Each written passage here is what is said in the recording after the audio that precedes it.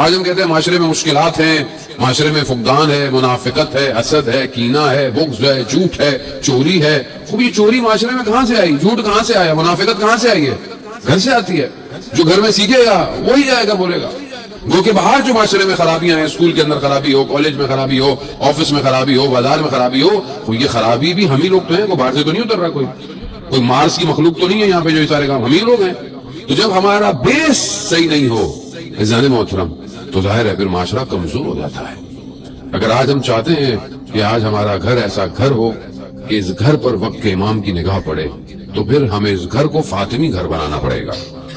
فاطمی گھر میں پہلا جو عنصر ہے خدا شناسی ہے. خدا ہمارے گھر میں کہاں ہے؟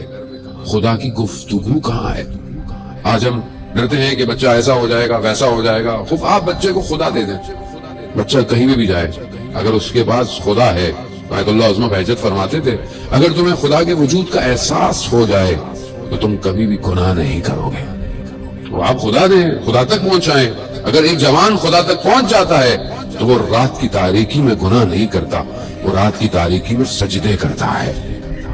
وہ اس سجدے کی طرف جائے، اس عبادت کی طرف جائے.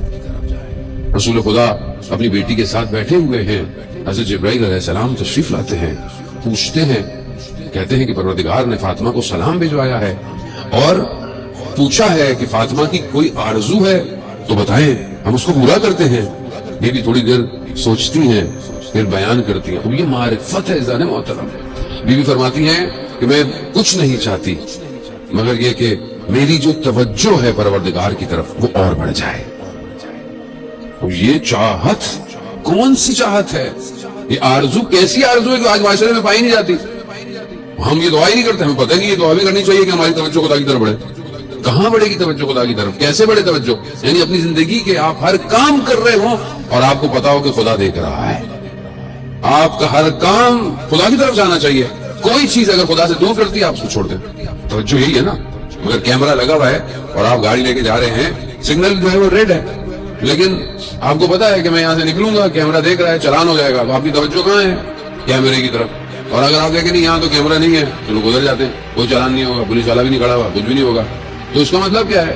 توجہ اگر رہے کہ کوئی کیمرہ ہے تو زندگی کے ہر موڑ پہ ہم کبھی بھی حدود الہی کو کراس نہیں کریں گے. توجہ یہی ہے.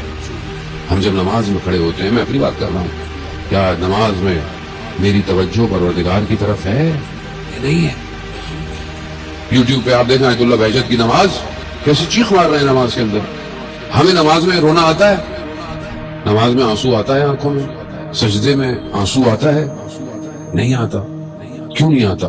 توجہ نہیں ہے. خدا کی طرف ایک لمحہ توجہ ہو جائے انسان اس عبادت کی طرف بڑھے گا کہ تیر پاؤں سے کھینچ لیا جائے مگر احساس نہیں ہوگا.